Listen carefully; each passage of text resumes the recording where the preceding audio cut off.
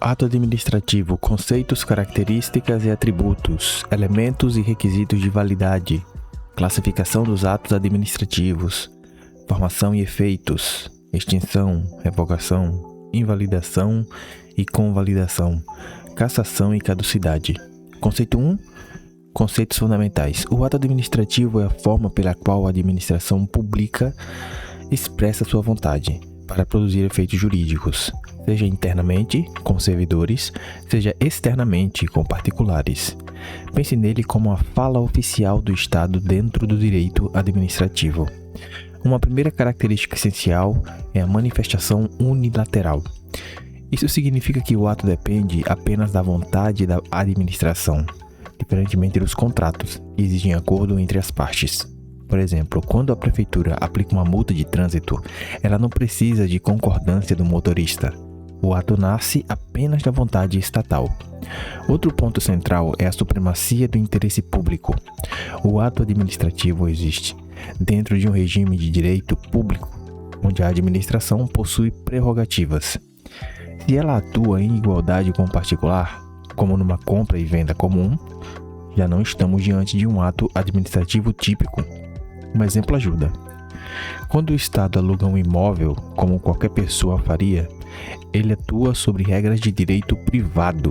Isso não é ato administrativo em sentido estrito. Quanto ao sujeito, o ato pode ser praticado tanto pela própria administração quanto por um particular que esteja exercendo função pública por delegação. É o caso de uma concessionária de energia elétrica, por exemplo. Embora seja uma empresa privada, ela pode praticar ato administrativo dentro do serviço público delegado. Aqui entram algumas distinções que evitam confusão. Ato administrativo, fato administrativo e silêncio administrativo. Os atos da administração são um gênero mais amplo, incluem tudo que a administração faz. Atos administrativos, atos políticos, atos de direito privado, atos materiais, etc. Ou seja, todo ato administrativo é um ato da administração. Mas nem todo ato da administração é um ato administrativo. Já os fatos administrativos não envolvem manifestação de vontade. São acontecimentos que geram efeitos jurídicos. Imagine a morte de um servidor. Isso gera vacância do cargo, mas não houve decisão da administração. Foi um evento da realidade. O silêncio administrativo, em regra, também entra como fato administrativo. Se a administração não responde a um pedido, isso não significa automaticamente que ela concordou. Só vira um ato quando a lei expressamente diz que o silêncio produz um efeito. Por exemplo, considerar o pedido negado após certo prazo. Tópico 2. Requisitos ou elementos do ato. A gente viu isso, né? Com o FIFO-MOB. Será que eu tô lendo de novo? Acho que não, né? Os requisitos são as condições obrigatórias para que o ato exista e seja válido. Se faltar um deles, o ato nasce com um problema. O primeiro é a competência, que é o poder legal para agir. Sujeito. Não basta querer agir, é preciso ter autorização da lei. Esse ponto costuma cair com suas características. A competência é irrenunciável. O agente não pode abrir mão. Improrrogável, não pode ampliar por conta própria. Intransferível e imprescritível, ou seja, não se perde com o tempo. Um detalhe importante: competência não é capacidade. A capacidade diz respeito à pessoa, se ela está apta física e mentalmente, enquanto a competência vem do cargo. Por exemplo, alguém pode ser plenamente capaz, mas não pode aplicar uma multa se não tiver competência legal para isso. A finalidade é sempre o interesse público. É o objetivo que o ato pretende alcançar. Se um agente usa o ato para fins pessoais, por exemplo, perseguir alguém, há desvio de finalidade. A forma é como o ato se apresenta externamente. Pode ser um decreto, uma portaria, um alvará. Em regra, a forma é definida em lei. O motivo é o porquê do ato. Os fatos e fundamentos que justificam sua prática. Por exemplo, aplicar uma multa porque houve excesso de velocidade. Já o objeto é o efeito imediato do ato. aquilo que ele produz no mundo jurídico. No exemplo da multa, o objeto é a própria penalidade aplicada. Uma forma simples de fixar é sempre lembrar que o motivo é o passado, o que aconteceu, o objeto é o presente, o que o ato faz agora, e a finalidade é o futuro, o que se pretende alcançar. Atributos do ato administrativo, PAT. Cara, será que eu já vi isso não, mano? Eu acho que já. Os atributos não são condições de existência, mas sim prerrogativas que os atos possuem por estarem ligados ao interesse público. A presunção de legitimidade significa que o ato nasce presumidamente legal e verdadeiro. Isso facilita a atuação estatal, porque o ato já produz efeitos desde o início. Mas é uma presunção relativa. Pode ser contestada. Na prática, isso inverte o ônus da prova. Quem alega a legalidade precisa provar. A autoexecutoriedade permite que a administração execute o ato diretamente, sem precisar ir ao judiciário antes. Por exemplo, interditar um estabelecimento irregular. Mas atenção, nem todo ato tem essa característica. Cobrar uma multa em dinheiro, por exemplo, exige ação judicial. A tipicidade exige que o ato esteja previsto em lei. A administração não pode inventar um tipo de ato do nada. Isso dá segurança jurídica. Esse atributo aparece nos atos unilaterais. Tipicidade. Imperatividade é o poder de impor obrigações ao particular, independentemente da concordância dele. É o chamado poder extroverso. Coercitividade, muitas vezes é chamado assim também. Um exemplo claro é a aplicação de sanções. Porém, esse atributo não aparece em todos os atos. Por exemplo, uma certidão, que é o ato enumerativo, não impõe nada a ninguém. Critérios de análise.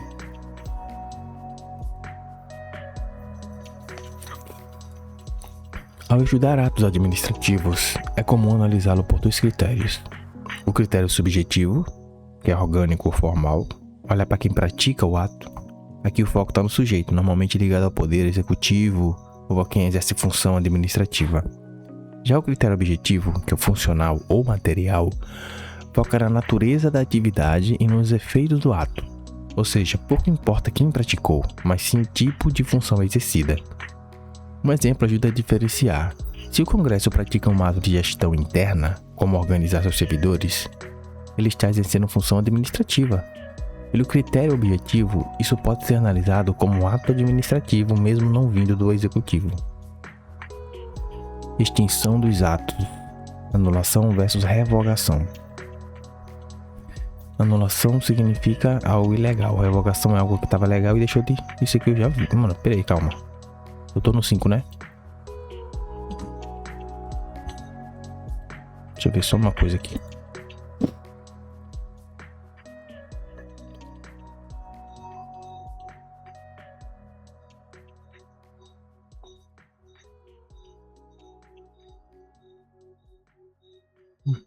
Não vi não. Não, já vi. É porque ele muda, né?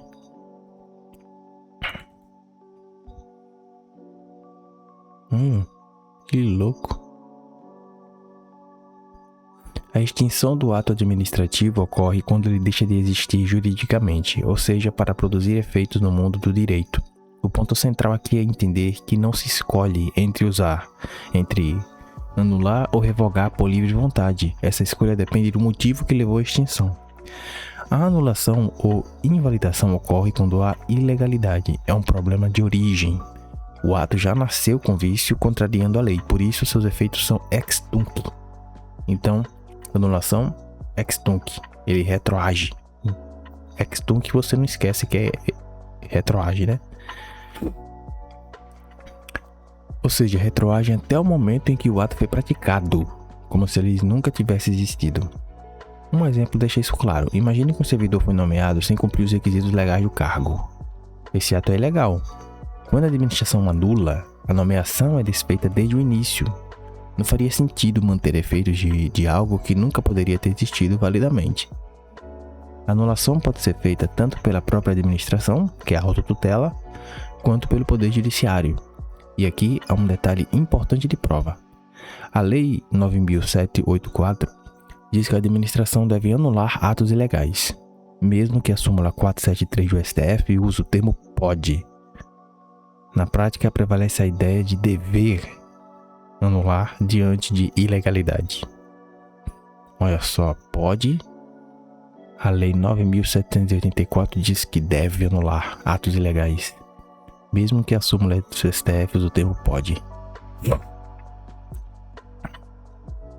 Então prevalece a ideia de dever anular algo que está ilegalmente funcionando.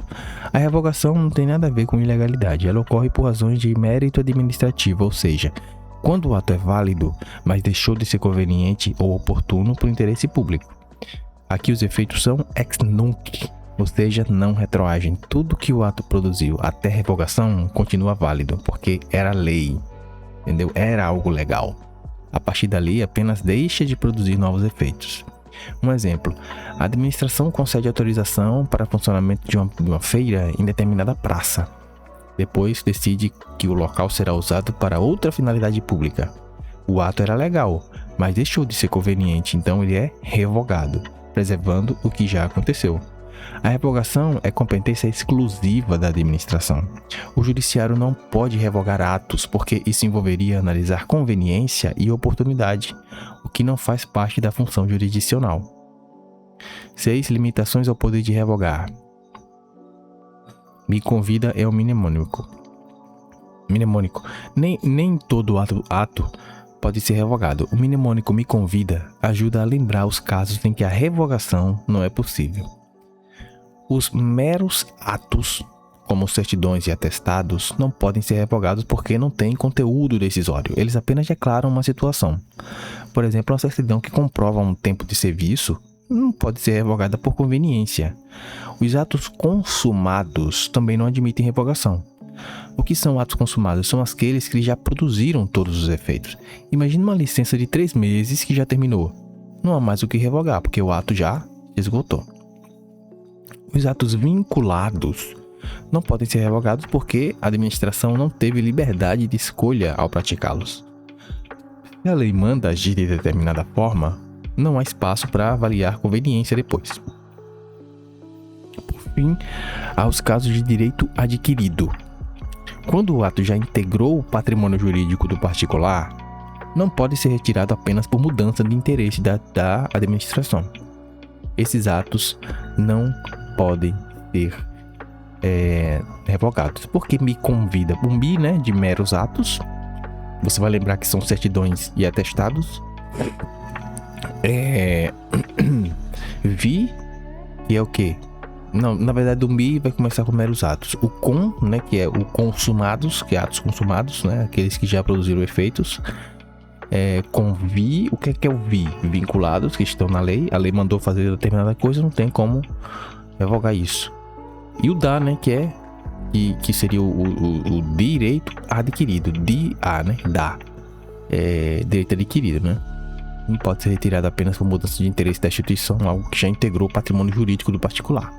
Um exemplo ajuda a sentir isso. Se alguém cumpre todos os requisitos legais e obtém uma aposentadoria válida, a administração não pode simplesmente revogar esse ato porque mudou de ideia. Isso violaria um direito já consolidado. Prazos de decadência. A anulação tem um limite temporal importante. A administração possui um prazo de até quantos anos para anular atos que geraram ou gerem efeitos favoráveis aos destinatários contado da data em que foram praticados. São 5 anos, tá? A administração possui 5 anos para anular atos que gerem efeitos favoráveis aos destinatários, contado da data em que foram praticados. Isso exige para garantir segurança jurídica. Não faria sentido alguém viver indefinidamente sob o risco de perder um direito concedido pelo Estado. Mas há uma exceção relevante. Se houver má-fé, esse prazo não se aplica. Nesse caso, o ato pode ser anulado a qualquer tempo. Ele é imprescritível. Exemplo prático. Se alguém consegue um benefício público fraudando documentos, não poderá se proteger alegando que já passaram 5 anos. A má-fé rompe essa proteção. Já a revogação não tem prazo fixo, ela pode ocorrer enquanto o ato ainda estiver produzindo efeitos e enquanto persistir a análise de conveniência e oportunidade.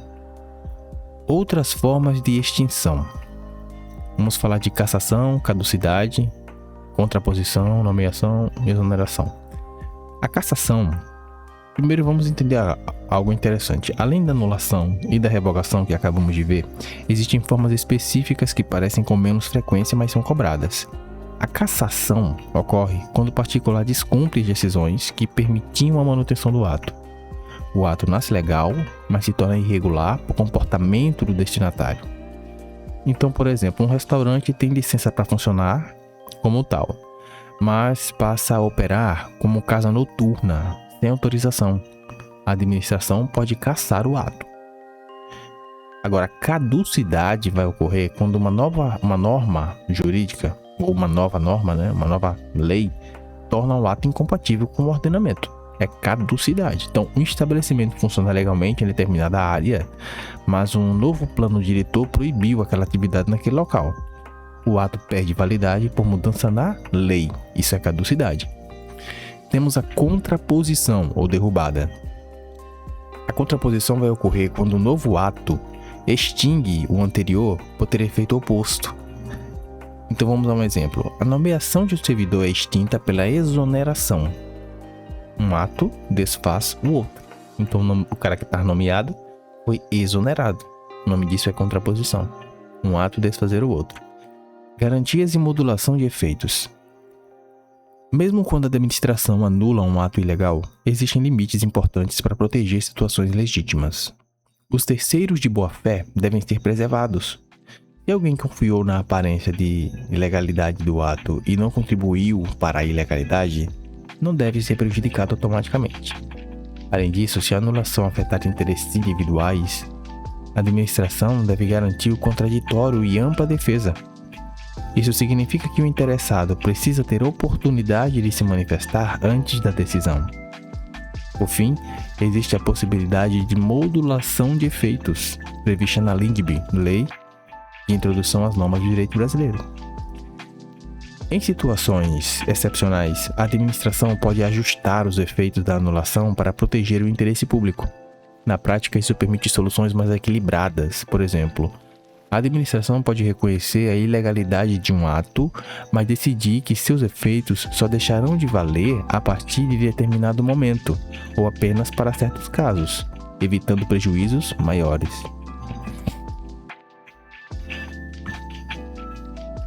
Visão geral dos atributos. PAT. PAT você lembra, né? Os atributos dos atos administrativos. PAT, presunção de legitimidade, autoexecutoriedade, tipicidade e imperatividade. Vamos falar sobre isso. Os atributos dos atos administrativos são as qualidades que surgem depois que o ato já está formado, revelando a posição de superioridade da administração em relação ao particular. Enquanto os requisitos dizem respeito à estrutura do ato, se ele nasceu válido, os atributos mostram o que esse ato é capaz de fazer no mundo jurídico.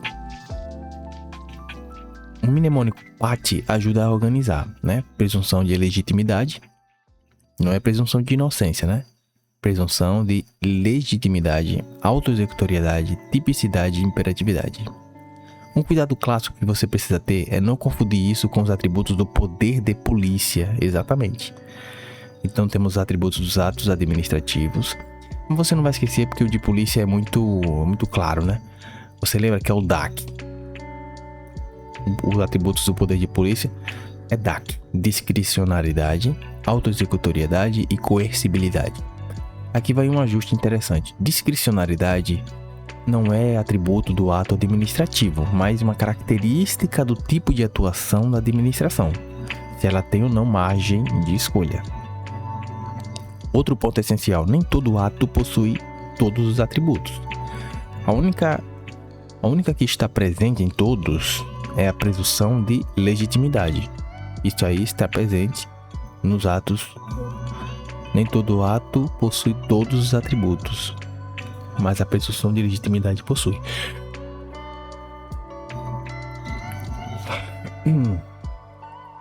Já a autoexecutoriedade e a imperatividade não podem aparecer em certos atos, como nos enunciativos, que são certidões, ou negociais, que são licenças. Um exemplo que vai ajudar você a entender isso é: quando você solicita uma certidão, a administração apenas declara uma situação, ela não impõe nada, nem executa nada contra você. Por isso, ali não há imperatividade nem autoexecutoriedade, mas ainda existe presunção de legitimidade. Tópico 11. Presunção de legitimidade e veracidade. Esse atributo se baseia na fé pública, ou seja, na confiança de que a administração atua corretamente. Parte da ideia de que o ato foi praticado conforme a lei e que os fatos nele descritos são verdadeiros. Aqui há dois desdobramentos importantes: a presunção de veracidade, a presunção de legitimidade, a eficácia imediata e a presunção relativa. Vamos falar sobre isso. A presunção de veracidade diz respeito aos fatos, né? Se é veraz. Por exemplo, se um agente de trânsito afirma que você avançou o sinal, presume-se que esse fato ocorreu. Ele tem fé pública. Já a presunção de legitimidade se refere ao aspecto jurídico, ou seja, presume-se que o ato está de acordo com o direito. Um efeito direto disso é a eficácia imediata. O ato já nasce produzindo efeitos e deve ser cumprido, mesmo que posteriormente venha a ser questionado. Imagina uma interdição de um estabelecimento por irregularidades sanitárias. Ela deve ser respeitada na hora, imediatamente, ainda que o dono discorde. Mas atenção, essa presunção é relativa. Isso significa que pode ser afastada mediante prova. O ato não é absoluto nem incontestável. O cara pode ir lá num juiz e falar: ó, juiz, esse cara errou, vou interditar meu estabelecimento. Daí surge a chamada inversão do ônus da prova. Na prática, quem precisa provar que o ato está errado é o particular. A administração tem fé pública, ela não precisa provar de início que está certa. Então vamos lá, ao receber uma multa de trânsito, não é o Estado que precisa provar imediatamente que você cometeu a infração. É você que deve apresentar provas para anular o ato, se entender que ele é ilegal. Autoexecutoriedade. Autoexecutoriedade é a possibilidade de a administração executar diretamente suas decisões sem precisar pedir autorização prévia ao judiciário. Esse é um dos pontos que mais caem porque chama a atenção. O Estado pode agir de forma imediata em certas situações. Então, a vigilância sanitária encontra alimentos estragados no mercado. Ela pode ela pode apreender e destruir esses produtos na hora, sem precisar de ordem judicial. Isso não significa ausência de controle. Existe um controle chamado controle posterior, que é o que? O judiciário analisar depois se aquela situação foi legal. Ou seja, a administração age primeiro, mas pode ser responsabilizada se agir de forma abusiva. Importante também entender que a autoexecutoriedade não existe sempre. Ela só está presente quando há previsão legal ou quando há situação urgente, com risco à coletividade. Se o cara está vendendo um presunto fora da validade, há um risco à saúde da coletividade, tá? Então é preciso um desses dois requisitos para que ela exista, né? Autoexecutoriedade. Previsão legal, está em lei, ou situação urgente. A doutrina ainda divide esse atributo da autoexecutoriedade em dois aspectos que ajudam muito para quem vai fazer prova.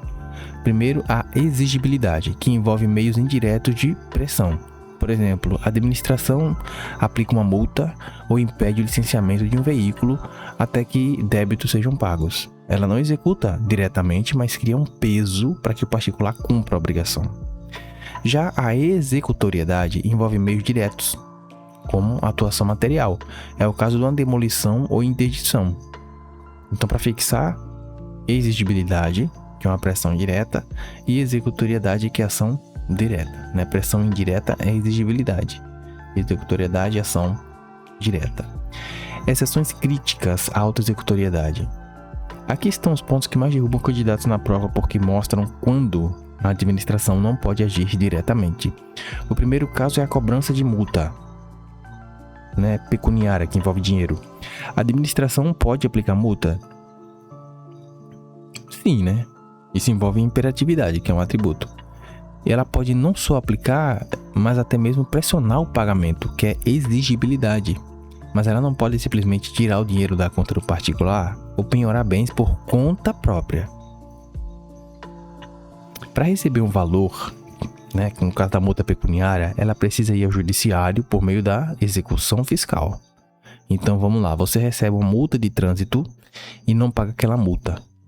O Estado pode impedir o licenciamento do seu carro, mas ele não pode acessar sua conta bancária diretamente para retirar o valor.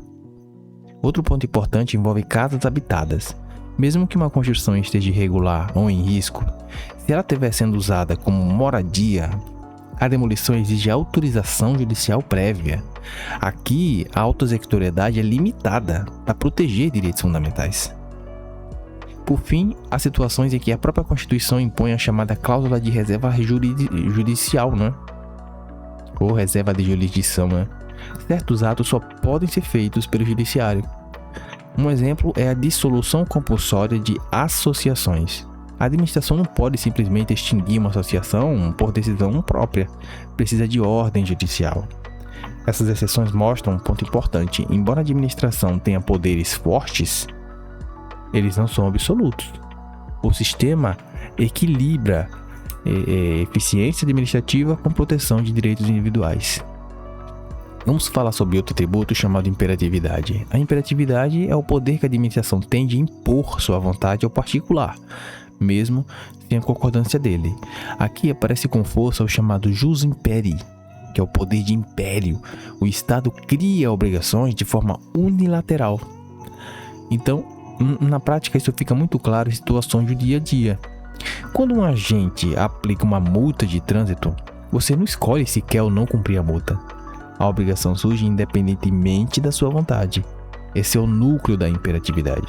O comando estatal que se impõe. Um ajuste fino que costuma cair em prova é: imperatividade não é a mesma coisa que autoexecutoriedade. A imperatividade é ordem, é que nem um verbo. Autoexecutoriedade é a execução dessa ordem. Olha o nome, autoexecutoriedade. Então vamos lá. Aplicar multa envolve imperatividade ou autoexecutoriedade? Imperatividade é a criação da obrigação. Fechar um estabelecimento, beleza, aí é autoexecutoriedade. Nem todo ato possui imperatividade. Ela não aparece em dois casos clássicos, por exemplo, nos atos enunciativos que nós vimos, certidões, atestados, e nos atos negociais, como licenças e autorizações. Então, a imperatividade não aparece nesses casos. Tá?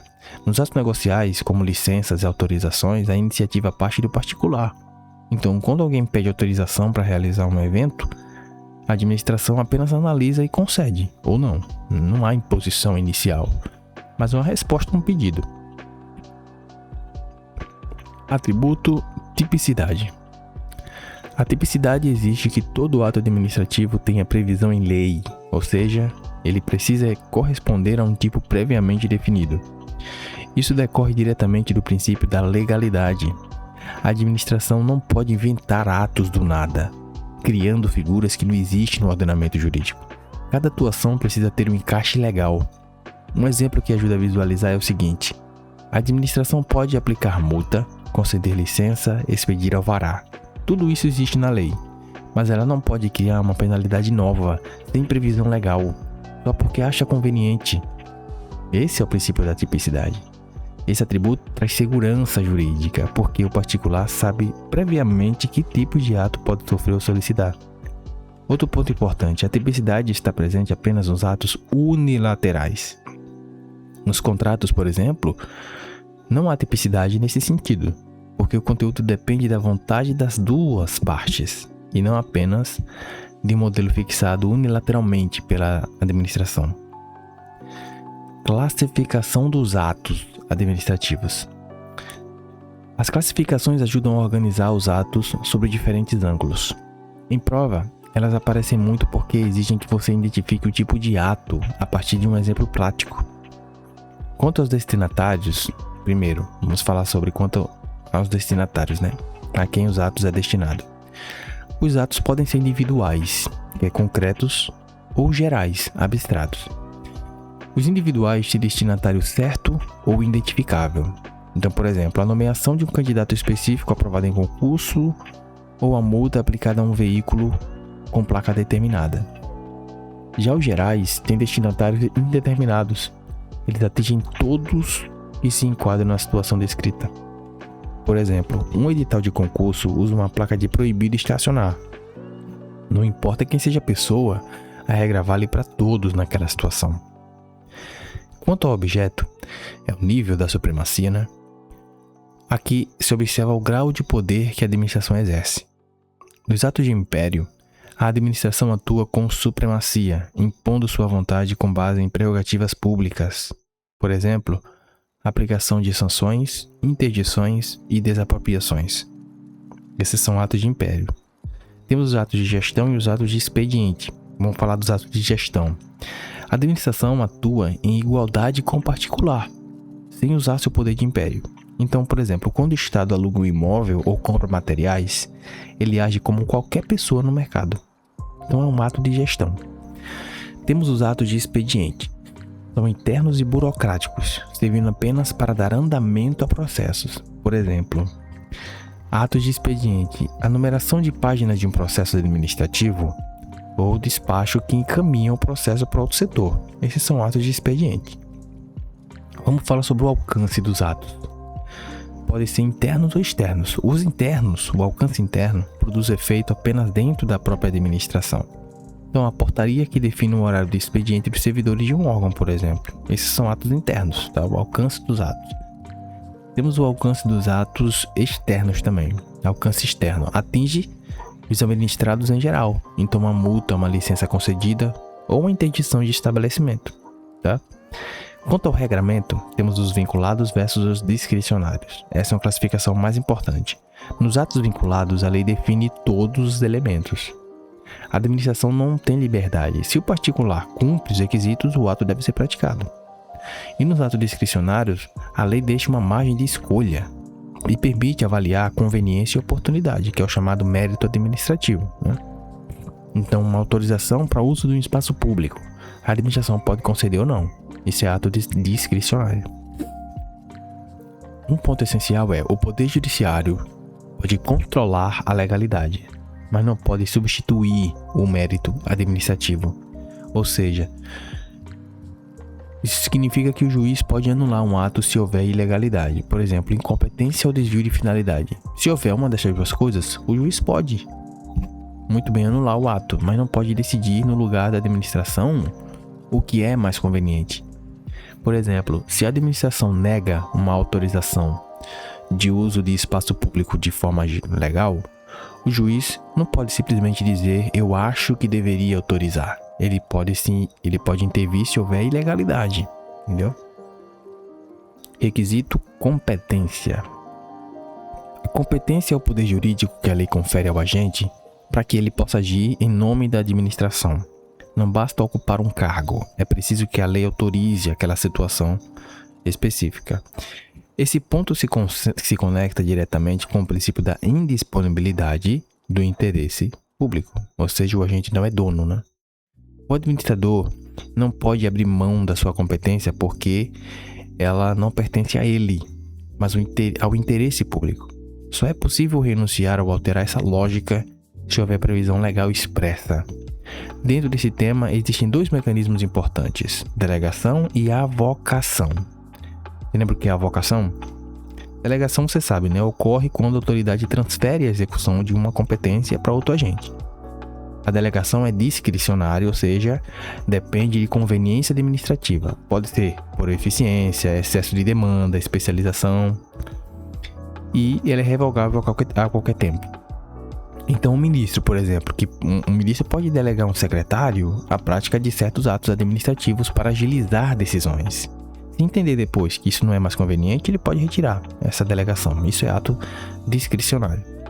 A delegação é discricionária, né? Mas há limites, lembrado pelo mnemônico cenoura. Quais são os limites da delegação? Não se pode delegar, cenoura. O que significa cenoura? Vamos lá. A edição de atos normativos, isso aí não pode ser delegado. A decisão de recursos administrativos também não pode ser delegado. E as matérias de competência exclusiva também não pode. E é meio óbvio, né? Por que cenoura? Não entendi o cenoura. Não entendi o cenoura. Cenoura. Cenoura. Não entendi não.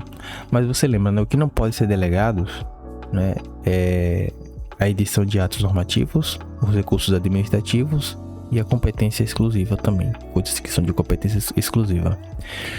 Outro detalhe importante é que quem responde pelo ato é, em regra, o delegado, quem recebeu a atribuição. Ou seja, embora a competência seja originária de outra pessoa, a responsabilidade recai sobre quem praticou o ato. A avocação, o que é a avocação? Vamos lá. É o movimento inverso da delegação. A autoridade superior chama para si uma competência que seria a do subordinado. Isso é a avocação. Isso só acontece em relação hierárquica, de cima para baixo, e deve ser excepcional, temporária e justificada por motivos relevantes, tá? Então não é à toa que um agente pode praticar a avocação, né? Ele não pode chamar para si uma competência que seria de subordinado por qualquer motivo, né? É preciso que haja, primeiro, excepcionalidade, uma vez perdida, né? Temporária, não precisa ser uma coisa que vai acontecer sempre, e justificada por motivos relevantes. Tem que mostrar muito bem o porquê. Então vamos lá, um secretário, ele pode avocar um processo que normalmente seria decidido por um diretor, mas apenas se houver alguma situação urgente ou sensível. Preste atenção, não se pode avocar competência exclusiva. Tá? Se a lei disse que apenas determinado agente pode agir, nem o superior pode tomar essa função para si, tá? Então competência exclusiva não se pode, né? Por isso que o nome é exclusiva, né, gente? Motivo e motivação. O motivo responde à pergunta: por que o ato foi praticado? Ele está ligado ao passado, aos atos que aconteceram, fatos, fundamentos que justificam a decisão. Aqui o importante é separar duas coisas: motivo de direito e motivo de fato. Motivo de direito é a base legal, né? Por exemplo, a lei determina a aposentadoria compulsória aos 75 anos. Isso é um motivo de direito, né? E motivo de fato, que é o quê? O acontecimento. Por exemplo, o servidor efetivamente completou 75 anos. Esse é o motivo de fato. Para que o ato seja válido, normalmente é preciso que os dois estejam presentes e corretos. Já a motivação é outra coisa, é a explicação formal, normalmente escrita, né, que aparece no ato. É quando a administração expõe os motivos que a levaram a agir. A motivação faz parte do elemento forma, porque é a maneira como o ato se apresenta externamente. Existe ainda a chamada motivação aliundi, que ocorre quando o ato não traz toda a explicação no seu próprio texto, mas faz referência a outro documento, como um parecer ou relatório. Nesse caso, a justificativa está fora, mas incorporada por referência. Outro ponto muito cobrado é a teoria dos motivos determinantes. Ela diz que, se a administração apresenta um motivo para justificar o ato, ela fica vinculada a ele. Na prática, mesmo que o ato fosse discricionário e nem precisasse de justificativa, se a administração resolveu explicar, essa explicação precisa ser verdadeira. Se depois se comprovar que o motivo era falso ou inexistente, o ato será nulo. Essa é a teoria dos motivos determinantes.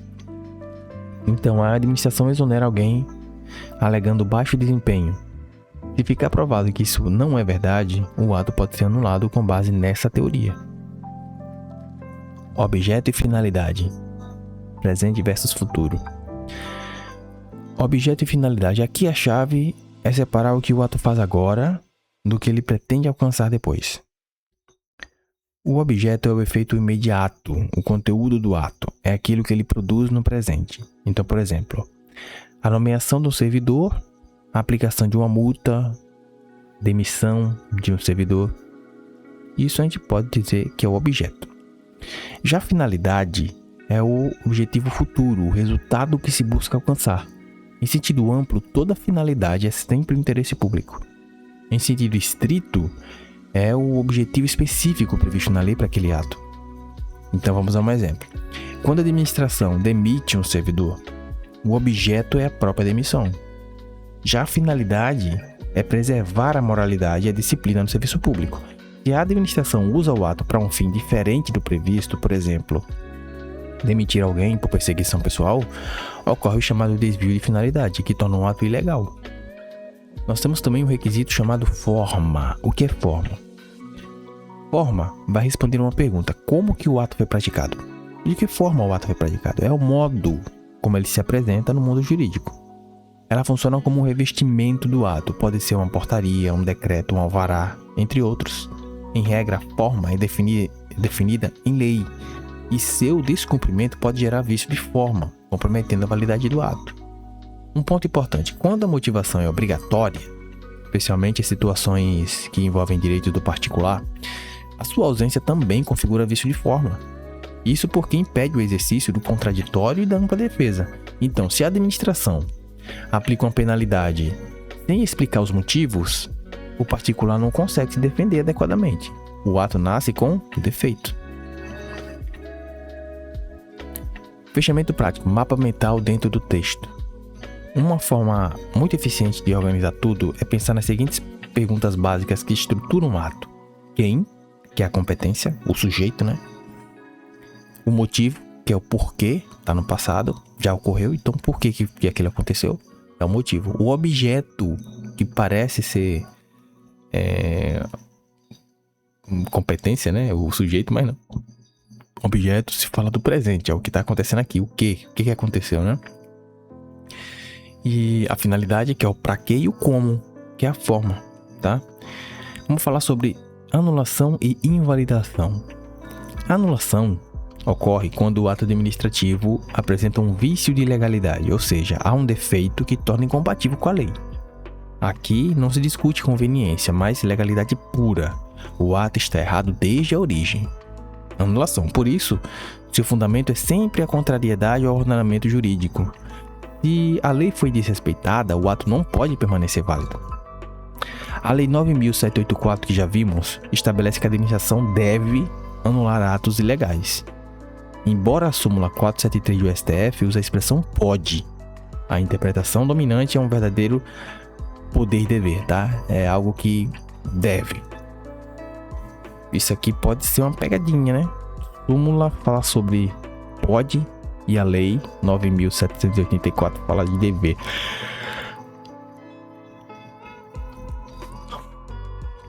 Na prática se explica. Isso significa o seguinte: identificada a ilegalidade, a administração não tem liberdade para manter o ato. Os efeitos da anulação são ex tunc, né? Ou seja, retroagem no momento em que o ato foi praticado. É como se ele nunca tivesse existido.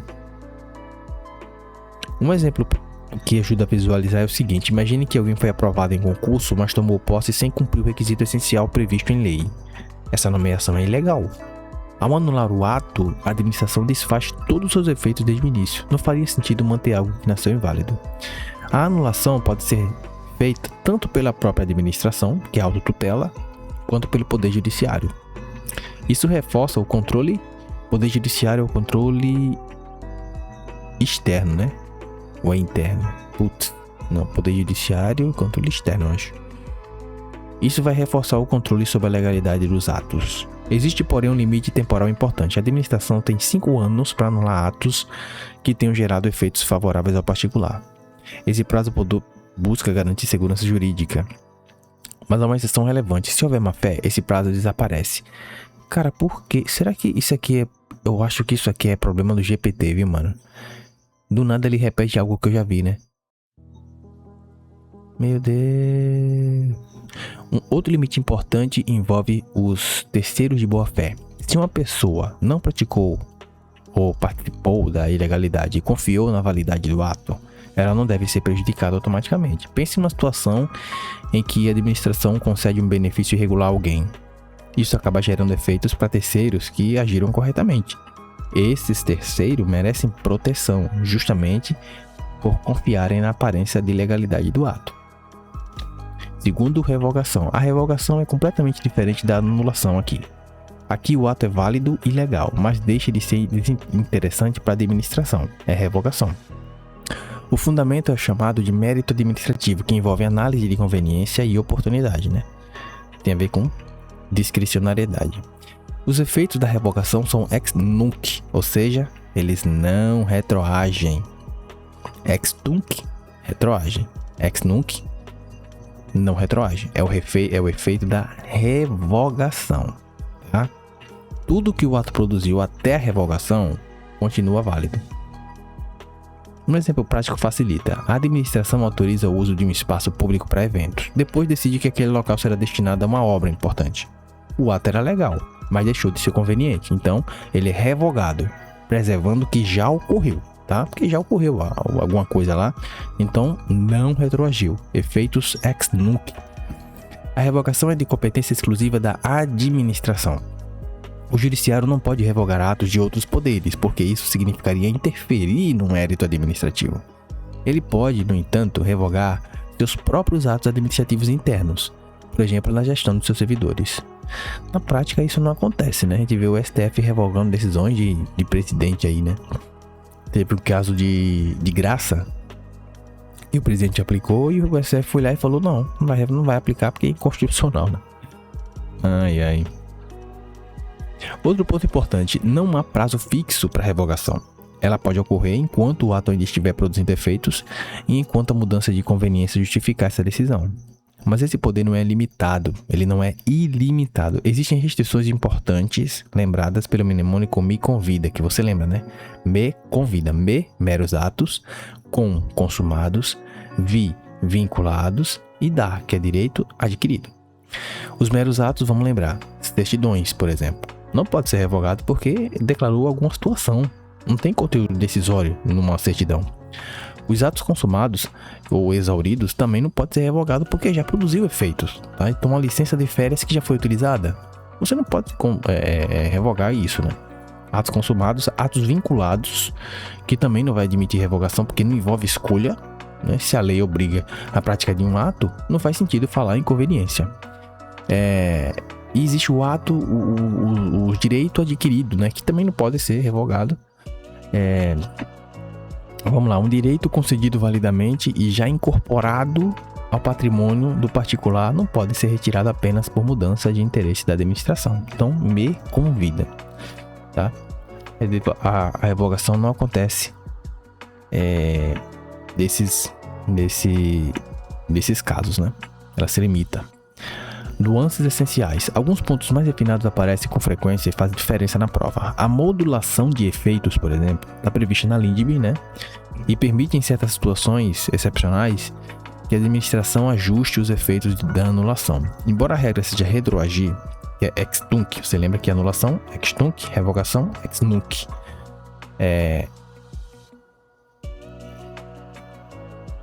A modulação de efeitos, que está prevista na lei de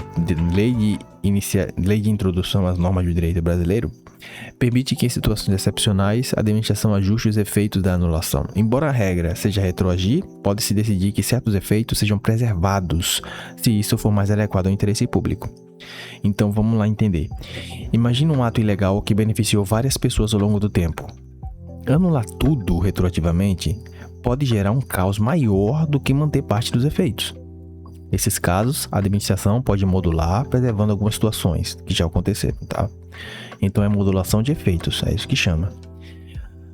Outro ponto essencial é o contraditório e a ampla defesa. Sempre que a anulação afetar interesses individuais, a administração deve abrir processo administrativo e permitir que o interessado se manifeste antes da decisão. Então, na prática, não se pode simplesmente retirar um benefício de alguém sem dar a ele a chance de se defender. Por fim, o controle judicial. O judiciário pode analisar tanto anulações quanto revogações para evitar ou verificar, né, se foram feitas de forma legal. Então, existe o controle. Ele não entra no mérito da revogação, mas pode verificar, por exemplo, se houve desvio de finalidade ou abuso. Outras formas de extinção. Além de anulação e revogação, que determina a maioria das questões de concurso, existem formas específicas que aparecem com frequência. A cassação, a caducidade e a contraposição. A cassação ocorre quando o particular descumpre condições que permitam a manutenção do ato. O ato nasce legal, mas se torna irregular por culpa do destinatário. Então vamos lá, um restaurante tem autorização para funcionar? Tem. Mas ele passou a exercer atividade diferente sem permissão. Uma casa noturna, por exemplo, passou de restaurante para uma casa noturna. A administração pode cassar o ato. A caducidade, você lembra, né, que é quando uma nova norma torna o ato incompatível com o ordenamento. Então, uma empresa que atua regularmente em determinada área, mas aí vem uma lei nova e proíbe aquela atividade naquele local. O ato vai perder validade por mudança legislativa. Temos a contraposição, que vai ocorrer quando um novo ato com efeito oposto extingue o anterior. Contraposição. Exemplo simples e muito cobrado em prova. A nomeação é desfeita pela exoneração. Um ato surge para neutralizar o outro, tá? Isso aí é contraposição. Nomeação, que é um ato, foi desfeita pela exoneração. Convalidação, o conserto do ato administrativo. A convalidação é um mecanismo que permite aproveitar um ato ilegal, corrigindo o seu defeito para que ele permaneça válido no mundo jurídico. Em vez de descartar tudo, como numa anulação, por exemplo, a administração arruma o que está errado, desde que isso não prejudique o interesse público nem terceiros, tá? Está no artigo 55 da Lei 9.784. A ideia fica clara com um exemplo. Imagine um ato praticado por uma autoridade incompetente. Ela não tinha competência para praticar aquilo, mas poderia ter sido praticado por outra autoridade dentro da mesma estrutura. Em vez de anular tudo, a autoridade competente pode ratificar o ato, corrigir, né? Vai corrigir o vício e vai preservar os efeitos daquele ato. Isso aí, nós estamos falando do quê? Nós estamos falando de convalidação, tá? É aproveitar um ato que ocorreu de forma ilegal. Nem todo vício pode ser consertado. A doutrina resume os vícios sanáveis pelo mnemônico foco. Primeiro, forma e competência, tá? Nem todo vício pode ser consertado. Competência, por exemplo, desde que não seja competência exclusiva, o vício pode ser consertado. Mas se for competência exclusiva, aí é foda, né? Se a lei permite que outra autoridade pratique o ato, ele pode ser corrigido. Não é o caso da competência exclusiva. E a forma também, né? Se for algo essencial, também não pode ser corrigido. Aqui entra o princípio da instrumentalidade das formas. Se o objetivo foi alcançado sem prejuízo, o defeito pode ser superado, tá? Mas se houve prejuízo ali, aí não pode ser consertado, né? Por outro lado, existem vícios que não admitem convalidação, eles são insanáveis. Nesses casos, o ato deve ser anulado. Isso acontece quando há problema, por exemplo, de motivo e de finalidade e de objeto. Ou ainda quando se trata de competência exclusiva ou forma essencial exigida por lei. Então vamos lá, um exemplo para você fixar bem. Se um ato foi praticado com desvio de finalidade, por exemplo, punir alguém por perseguição pessoal, não há como corrigir isso depois. O problema está na essência do ato. A convalidação produz efeitos ex tunc, ou seja, ela retroage. Após o conserto, né, após a convalidação, o ato passa a ser considerado válido desde o início. Então, retroage, né? A doutrina ainda detalha algumas formas. Ratificação, que é feita pela mesma autoridade ou pelo superior hierárquico. A confirmação, que é feita por outra autoridade. A reforma, que vai retirar apenas a parte ilegal e manter o restante. E a conversão, que substitui a parte válida por outra válida. Existe ainda a chamada convalidação tácita, que ocorre pelo decurso do tempo. Se a administração não anula um ato ilegal no prazo de 5 anos, ele se estabiliza. Salvo má fé, né? Se ocorreu má fé naquele ato, má fé aí não vai se estabilizar. Então a convalidação tácita, depois de 5 anos, se a administração não anulou, ele vai se estabilizar. Então, por exemplo, um benefício concedido irregularmente, mas mantido por anos sem questionamento, pode acabar sendo preservado por segurança jurídica, tá? Isso é convalidação tácita. Conceito e manifestações de vontade. O ato administrativo é uma manifestação unilateral de vontade do Estado, ou de quem representa o Estado, e é praticado sob regime de direito público. A unilateralidade é o ponto-chave aqui. O ato não depende da concordância do particular. Então, uma multa aplicada pelo Estado não precisa de aceitação do motorista para que ela exista. É importante distinguir o ato de fato administrativo. Tá? O ato administrativo envolve vontade consciente dirigida a um efeito jurídico. Já o fato administrativo é um acontecimento que gera efeitos, mas sem manifestação de vontade. Então vamos a um exemplo. A morte de um servidor vai gerar vacância do cargo. Isso tem efeitos jurídicos, mas não foi uma decisão da administração. Tá? O silêncio administrativo, já vimos sobre isso, né? Em regra, também é tratado como fato, ou seja, a ausência de resposta não significa concordância automática. Só vira um ato quando a lei expressamente diz que o silêncio equivale à aprovação negativa. Tá? Aí ele vira um ato. Então vamos a um exemplo. Se a lei prevê que após certo prazo sem resposta o pedido será considerado negado, aí o silêncio passa a ter efeito jurídico. Requisitos de validade, nós vimos que é o Confi for mob, né? Que nós vimos isso aí. Competência, finalidade, forma, motivo e objeto, né? Vamos lá sobre isso. Só para relembrar, competência é o primeiro entender que os requisitos são elementos que garantem que o ato existe e é válido. O mnemônico Confi for mob ajuda a organizar. A competência, que é o sujeito, é a autorização legal para agir. Sem ela, o ato já nasce comprometido. É a competência, eu posso fazer aquilo. Autorização. Um agente sem atribuição legal aplicando sanção, o ato é inválido. É preciso que haja competência. A finalidade é sempre o interesse público. Então uma decisão deve buscar o quê? Qual a finalidade? Preservar a disciplina administrativa. Então ela não pode servir a interesses pessoais.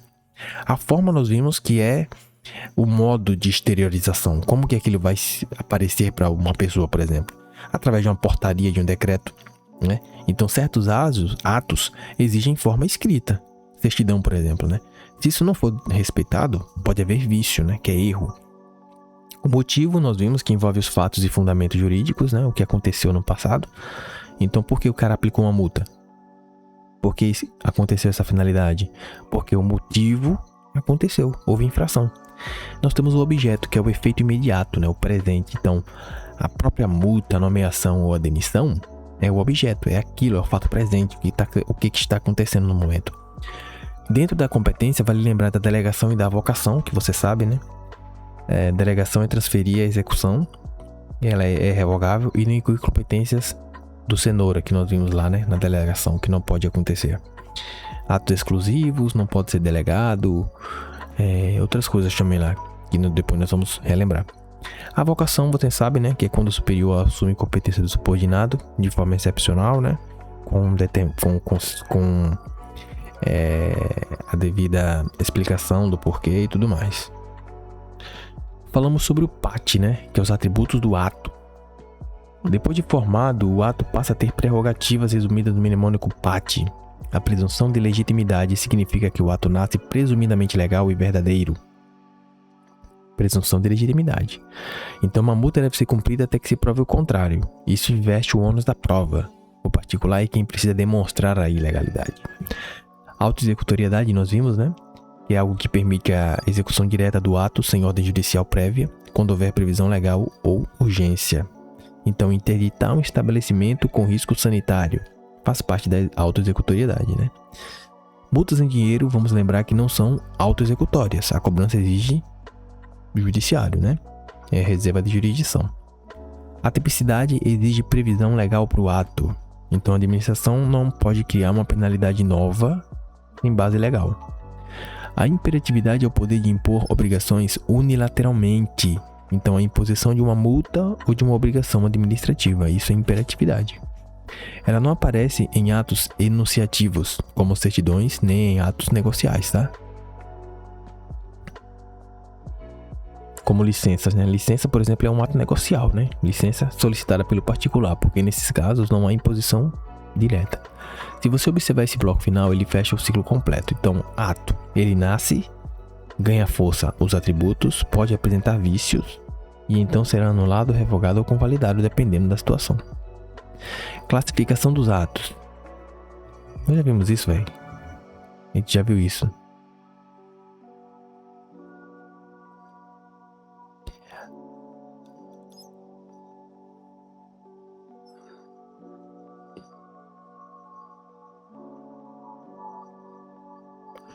Quanto à formação, os atos podem ser simples, complexos ou compostos. O ato simples decorre da vontade de um único órgão. Exemplo, uma multa aplicada por uma autoridade competente. O ato complexo depende da manifestação de 2 ou mais órgãos independentes, formando um único ato. A nomeação do ministro do STF envolve o presidente, que é a indicação, e o Senado. Só com os dois o ato se completa, então é ato complexo. Outro ponto muito cobrado, o STF entende que a aposentadoria é ato complexo, pois só se aperfeiçoa com registro no Tribunal de Contas. É ato complexo. Já o ato composto tem uma vontade principal e outra acessória, que apenas confirma. Exemplo, um ato que depende de homologação. A decisão principal já foi tomada, a segunda atuação apenas valida. Quanto à exequibilidade, perfeição, validade e eficácia. Aqui se analisa o estado do ato. O ato perfeito já completou todas as etapas de formação. Mas atenção, ele pode ser perfeito e ainda assim inválido se tiver vício. O ato imperfeito ainda não terminou seu ciclo de formação. Um ato que...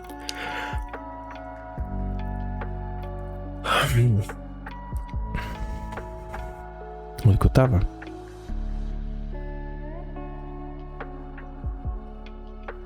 O ato perfeito já completou todas as etapas de formação, mas atenção, ele pode ser perfeito e ainda assim inválido se tiver vício. O ato imperfeito ainda não terminou seu ciclo de formação. Um ato que ainda depende de aprovação de outro órgão, por exemplo, é um ato imperfeito. O ato pendente já é perfeito, mas aguarda evento futuro para produzir efeitos. Exemplo, uma autorização que só passa a valer a partir de uma data específica. O ato consumado já produziu todos os efeitos. Exemplo, uma licença já utilizada integralmente, mas não há mais o que produzir e por isso não pode ser revogado. Espécie de atos administrativos. As espécies mostram a finalidade prática do ato. Os normativos são gerais e abstratos, criando regras. Exemplo, decretos e regulamentos. Ordinatórios organizam o funcionamento interno da administração. É espécie de atos, olha. NORNEP. Normativos, ordinatórios, negociais, enunciativos e punitivos. Os normativos são gerais e abstratos, criando regras. Ordinatórios organizam o funcionamento interno da administração. Negociais surgem a pedido do particular, com convergência de interesse. Enunciativo apenas declara uma situação, como certidões, pareceres, né? E os punitivos aplicam sanções, são espécies de atos. Extinção dos atos. A retirada do ato depende sempre de motivo, né? Vimos revogação, anulação, né? E vimos que a anulação pode ser feita pela administração ou pelo judiciário, respeitando um prazo de 5 anos, salvo uma fé. Vimos a cassação, que pode aparecer em prova também, né? Sobre a extinção dos atos. Então, o particular descumpre condições, ele pode ser cassado, né? Caducidade, nós vimos que uma nova lei torna um ato incompatível, né? Caducou. Contraposição, nós vimos que um novo ato desfaz o anterior. Isso aí chama-se contraposição, né? Como a exoneração, desfazendo uma nomeação, né? O cara foi nomeado, mas depois exonerado. Então, é usar 2 atos aí, né? Então, é contraposição. Convalidação, nós vimos, né? Que permitiu corrigir um ato com defeito para mantê-lo válido. Isso daí só é possível quando não há prejuízo do interesse público, não há prejuízo a terceiro e o vício é sanável, né? Convalidação não pode acontecer sempre em todas as situações, né? Tem coisa que não dá. Se houve prejuízo, por exemplo, não vai poder existir a convalidação, né? Corrigir nada, se já houve vício. Vícios sanáveis, motivo, finalidade, objeto, competência exclusiva, forma essencial, leva à anulação. Aí, ó.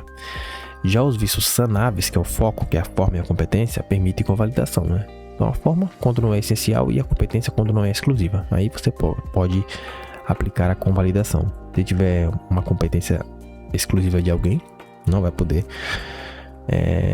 usar a convalidação. Então um ato praticado por autoridade incompetente pode ser validado posteriormente pela autoridade competente. Convalidação vai produzir efeitos ex tunc, né?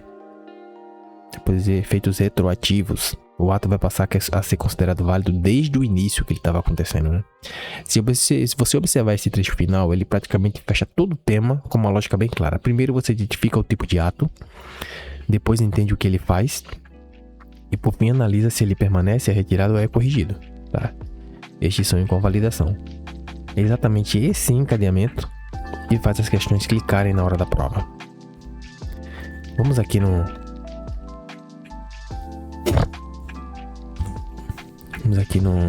Aqui, ó, pega isso aqui. Caraca, parece que eu já vi esse tema, né? Mas às vezes é porque eu lembro do meu estudo. Aí eu fico pensando que já vi, mas às vezes não necessariamente. O que mais cai? Vamos ver o que aqui o Gemini vai falar pra mim.